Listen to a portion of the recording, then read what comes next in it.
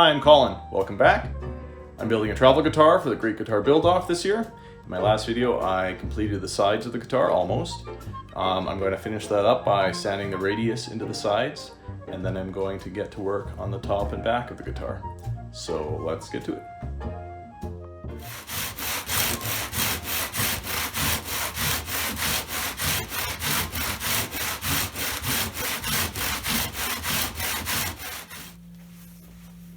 I had to make this brace to hold the body while I sand it. One of the purposes of the of an external guitar mold, one I got here, right, is to support the body while you're sanding the profile into the top and back. But because my adjustable mold is so big, it gets in the way at the edges. So I had to build this separate little bracing, or a brace for it.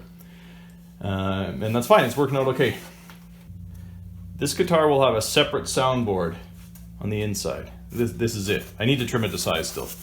It's going to sit on these little edges and float on the inside of the guitar. The guitar top will have a slot cut here, and the bridge will rest on the inside on this soundboard and poke out through here, and then the strings will be drawn over it, kind of like on an arch top, or well, like on a resonator. So it's effectively, this is a resonator guitar with a wood sound cone, for lack of a better name.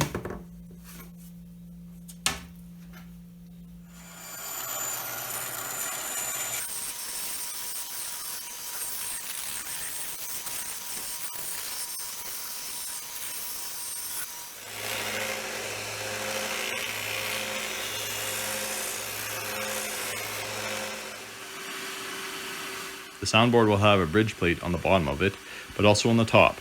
The top one will act as a guide for placement of the bridge.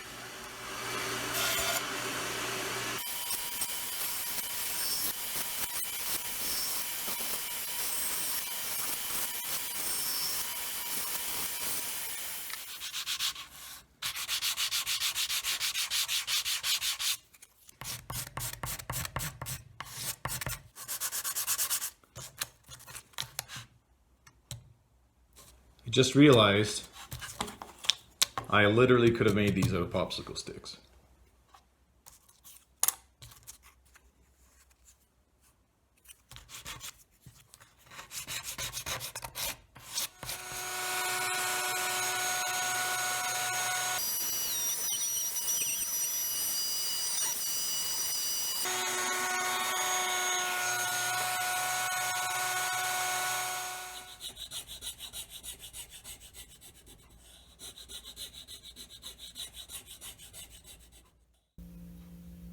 Okay, it's time to move on to the bracing.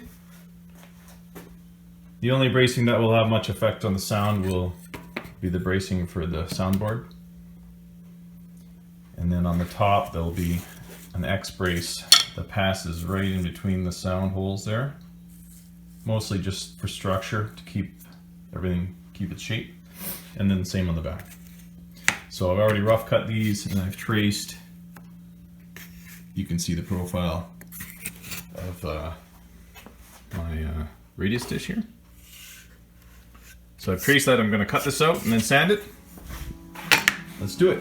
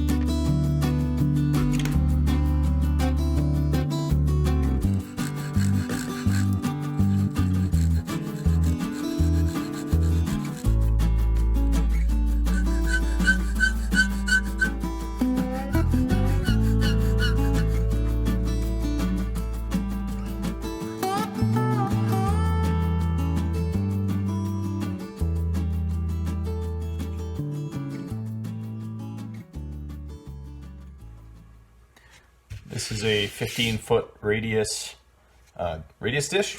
I'm going to use it to sand the brace for the soundboard. I wasn't going to put a profile on the soundboard, I was just going to make it flat inside the guitar. But I think if I put a slight dome to it, it will protect it a little bit better from cracking. As it, the whole guitar swells and shrinks a little bit with humidity. It'll give this a little bit of room to move in this direction, flatten out and then move in this direction instead of just splitting. So that's what I'm going to do.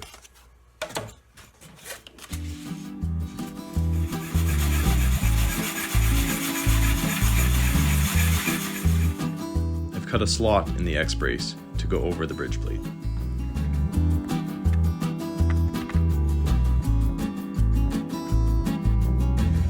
This looks crooked here, this bridge pad, and that's because it is. It is in the exact same spot that this bridge plate will be. The actual bridge will come through the top of the guitar and sit in this slot. And it's angled a little bit for compensation, for proper intonation of the strings.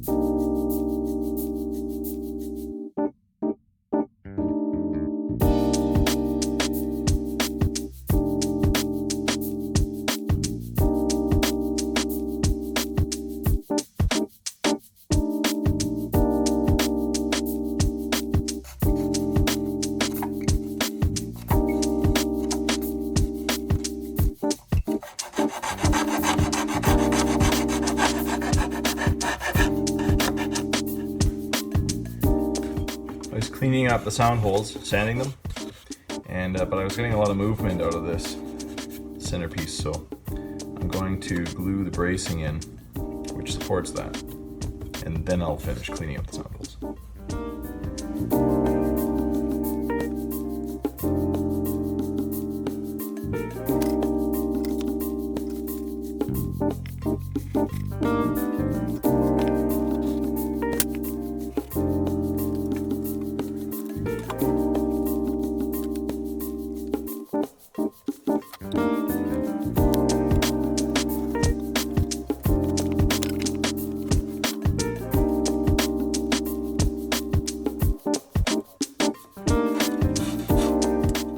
Now to finish up, smoothing up the sound holes.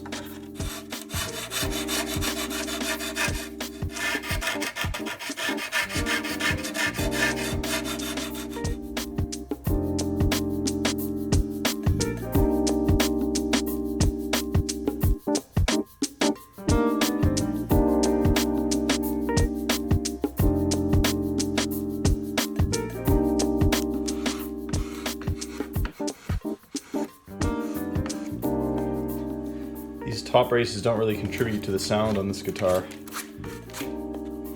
It's just for structural support for the top, but I do want to carve them down to save weight.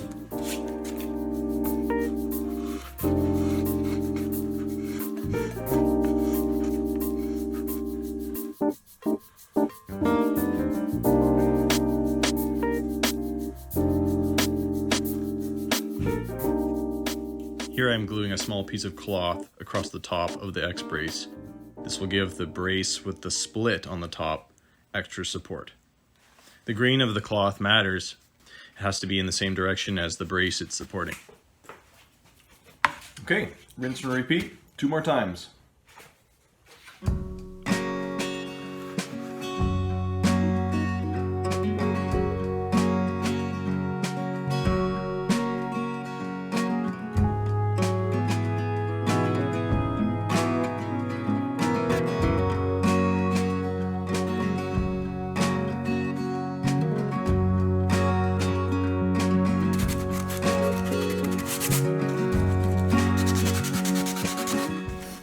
You might notice the brace missing here. After I glued these on, I realized just in time that there's a big neck block that sits here. The brace would have been right in the way, so I peeled it off just before the glue dried.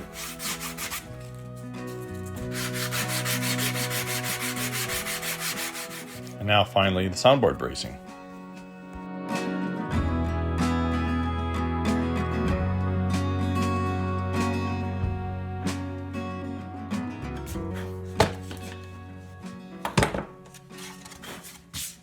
Okay, so I kind of put a triangular profile to these braces just to lighten them up.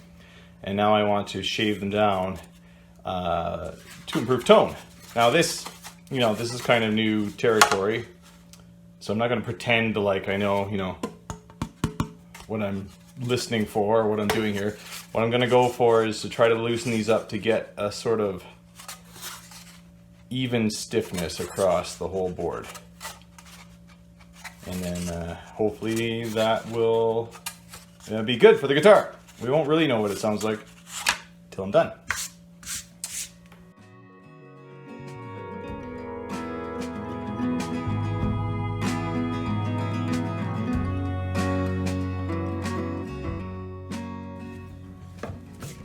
The other thing is, this is already a very small guitar, and this soundboard is tiny. If I leave this too stiff, it's going to be, it'll have no bass response at all. So I'm thinking I have to shave these braces down a lot. There's not a huge amount of force on this, just there won't be a pin bridge here. The bridge will just have a downwards force on the soundboard, like an arch top. So there's not a lot of force here, just a little bit of extra support. So I think I'm gonna have to shave these way down. Yeah. Okay.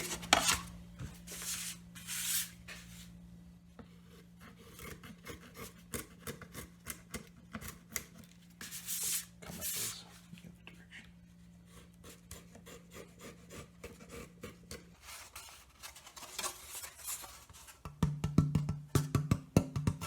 Well, I have no way of knowing if this is enough or too much, really. But I feel good about it. Okay, just have to glue a little cloth patch here, and then we can move on to the next step.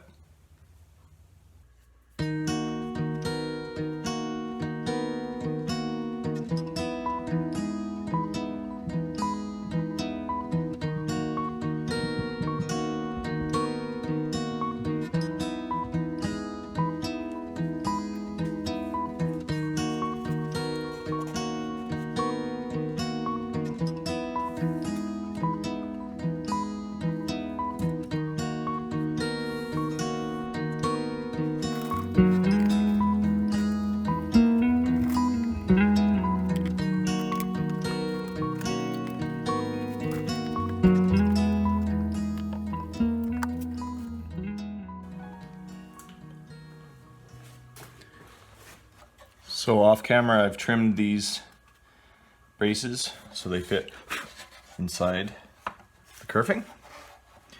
And now, before I actually glue everything together, I want to shellac the inside of this thing.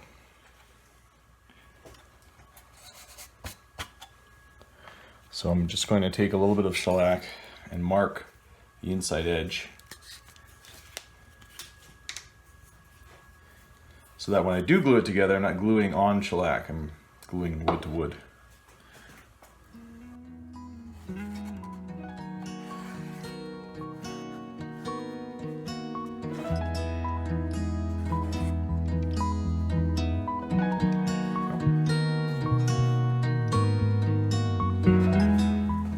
do the same thing on the top.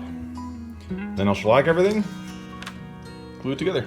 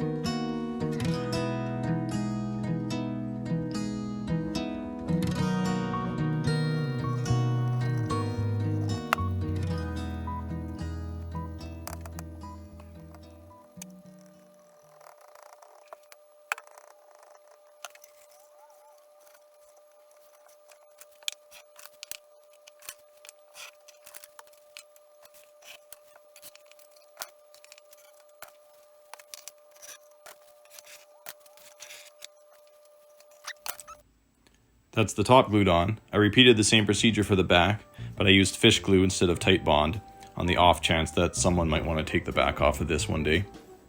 I also put my label in there, you can see it on the side, before I put the back on. Here you can see the back clamped up on the Go Bar deck. That does it for this video. The guitar body is basically complete, or at least in one piece. In the next video, I'll route binding channels and install binding, and then get started on the neck. Thanks for watching.